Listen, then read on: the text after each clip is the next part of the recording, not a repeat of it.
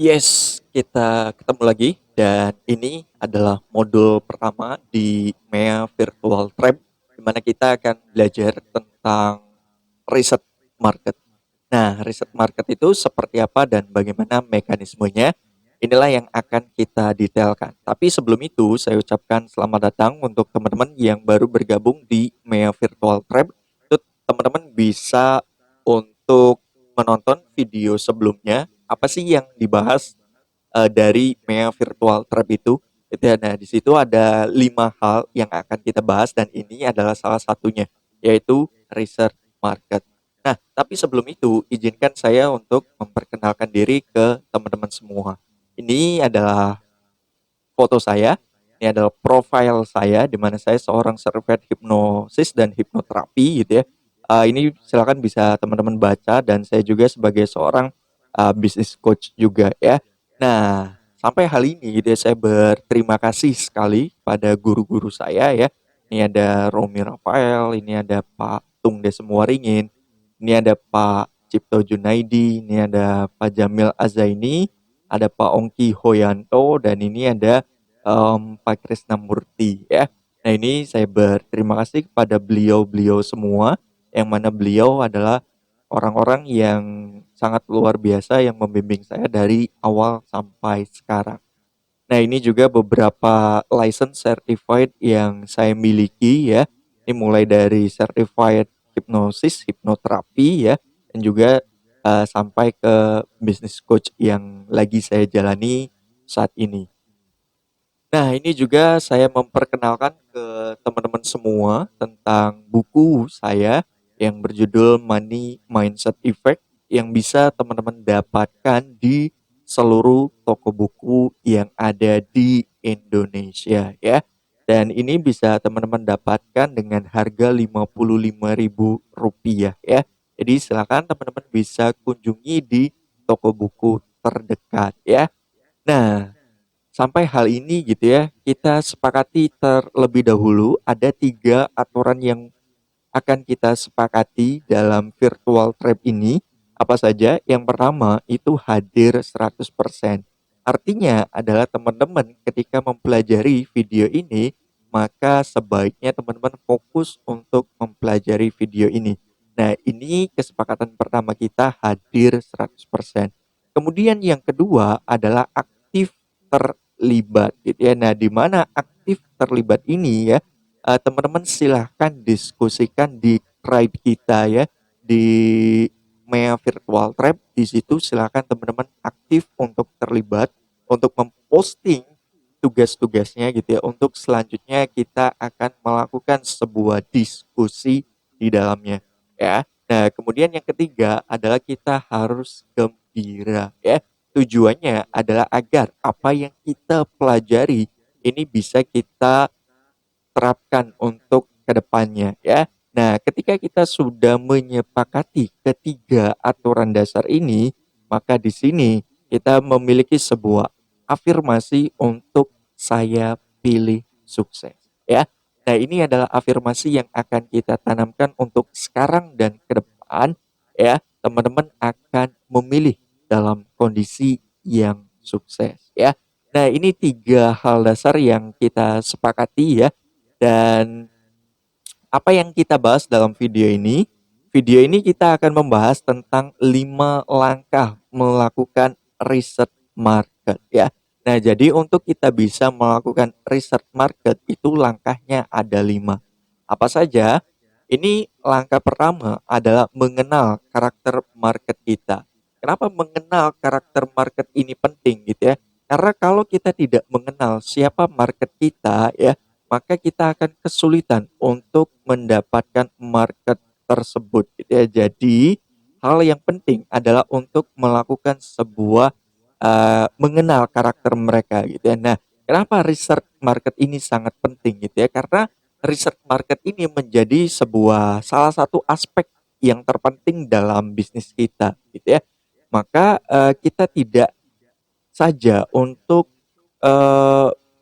melewatkan riset ini dengan begitu saja gitu ya, karena, riset ini menjadi sebuah kata kunci ya untuk melakukan sebuah kegiatan ya, baik itu untuk mengumpulkan data yang berhubungan dengan target market kita dari hasil atau research yang kita buat gitu ya, dengan membangun sebuah strategi untuk pengembangan bisnis yang lebih efektif ya.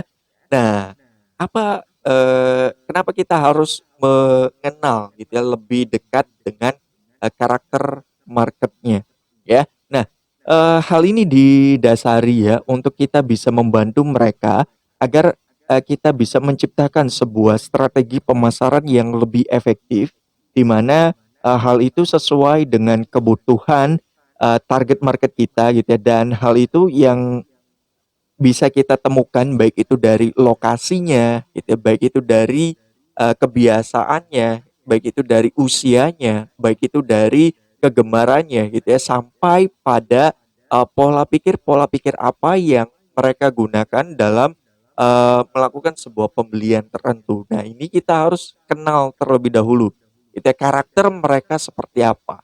Nah, baru di langkah yang kedua adalah kita melakukan sebuah analisa atau kita melakukan sebuah penganalisaan terhadap apa yang dilakukan oleh kompetitornya. Nah, hal ini juga berfungsi untuk kita bisa mengenali sebuah kompetitor yang ada di sekitar kita. Ya, tujuannya adalah kita melakukan sebuah analisa apa sih yang mereka lakukan gitu ya, sehingga kenapa kok mereka bisa melakukan sebuah penjualan yang begitu luar biasa, tetapi kok kita tidak bisa melakukan hal tersebut. Nah, inilah pentingnya kita untuk melakukan sebuah analisa dari taktik yang kompetitor lakukan ya. Dan kemudian yang ketiga adalah kita menganalisa permintaannya seperti apa gitu ya, atau kita bisa mengetahui gitu ya sebuah permintaan pasar ya atas sebuah kebutuhan dari produk kita itu seperti apa. Nah, ini juga ya yang menjadi penting juga dalam melakukan riset market, di mana kita bisa meyakinkan diri gitu ya, bahwa produk yang kita tawarkan itu bisa benar-benar diterima oleh mereka dan dibutuhkan oleh mereka. Itu karena hal itu yang dibutuhkan sebagai pemilik bisnis gitu ya. Hal itu yang akan kita butuhkan sebagai pemilik bisnis, yaitu kita melakukan sebuah analisa permintaan ya. Nah, lalu langkah yang keempat adalah kita bisa menciptakan peluang baru ya. Peluang di sini adalah dari data riset yang telah kita temukan untuk membantu mereka agar mereka bisa melihat peluang baru ya untuk menambah jumlah keuntungan yang mereka terima ya. Nah, contoh misalnya gitu ya, kalau kita mengenal satu tokoh yang tokoh tersebut bernama Robert Kiyosaki gitu ya. Beliau melakukan sebuah peluang baru terhadap konsepnya yang disebut cash flow quadrant gitu ya. Di mana konsep itu bukan sebuah konsep baru sebenarnya gitu ya. Sebenarnya konsep itu adalah sebuah landasan dasar di mana ketika kita ingin mengelola keuangan, maka hal itu yang akan dibutuhkan. Namun Robert Kiyosaki melakukan sebuah opportunity baru ya, di mana beliau memperkenalkan konsepnya, beliau memperkenalkan fiturnya, hal-hal apa yang dibutuhkan untuk kita bisa mengatur pengelolaan keuangan secara baik gitu ya, dan maka beliau melakukan sebuah peluang baru. Nah, begitu juga dalam bisnis kita. Jadi peluang baru apa yang kita ciptakan untuk kita bisa mengedukasi marketnya. Itu apakah sebuah konsep baru misalnya, ataukah dengan fitur baru misalnya, atau dengan sebuah mekanisme baru. Nah, ini yang nanti akan menciptakan sebuah peluang nantinya. Jadi, dan peluang ini adalah peluang baru yang akan kita nikmati untuk market yang kita sasar di sana gitu ya, untuk yang menjadi market kita gitu ya. Nah, ini juga penting untuk kita bisa melakukan sebuah terobosan untuk menciptakan peluang baru di dalamnya ya. Nah, kemudian langkah yang kelima untuk kita bisa menganalisa atau melakukan riset market adalah dengan mengatasi resiko dan kendala. Tujuannya apa? Tujuannya di sini untuk kita bisa memperlihatkan gitu ya sebuah resiko dan kendala apa yang akan dihadapi saat kita telah membuka sebuah bisnis tertentu gitu ya, baik itu kekurangan vendornya gitu ya, sarananya gitu ya, atau prasarananya gitu ya, atau kerusakan barangnya dan lain sebagainya, ini akan kita temukan ketika kita, melakukan sebuah proses riset yang kita lakukan gitu ya. Jadi ketika kita ingin memulai sebuah bisnis, maka kita harus kenal dulu nih gitu ya, risikonya seperti apa, gitu ya, kendalanya seperti apa, gitu ya, baik itu vendornya, gitu ya, baik itu, pengirimannya, baik itu pengemasannya, ya. Nah, ini juga harus kita kenali gitu ya, risiko dan kendalanya seperti apa, ya. Nah, hal ini juga mengingatkan saya terhadap pesan yang disampaikan oleh almarhum Bob Sadino yang mengatakan bahwa bisnis yang baik itu adalah bisnis yang dijalankan, bukan yang ditanyakan terus-menerus ya. Nah, maka sekarang dan ke depan gitu ya, tugas Anda adalah yang pertama menentukan siapa ideal customer Anda. Kemudian yang kedua adalah apa problem terbesar mereka dan yang ketiga adalah bagaimana kondisi kompetitornya ya.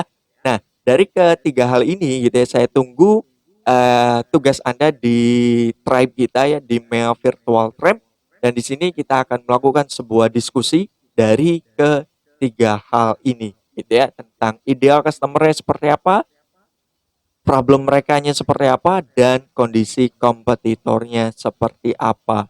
Ya, sehingga dari hal ini gitu ya, apa yang bisa kita pelajari dari video hari ini dan hal apa yang ingin kita terapkan untuk ke depannya ya. Sampai akhirnya Anda akan menemukan keberhasilan tertentu dalam hidup Anda. Nama saya Haikal Rusli, sampai jumpa di video berikutnya. Untuk info seminar dan training tentang Haikal Rusli, klik di www.haikalrusli.com atau hubungi di 0895 0633 8444.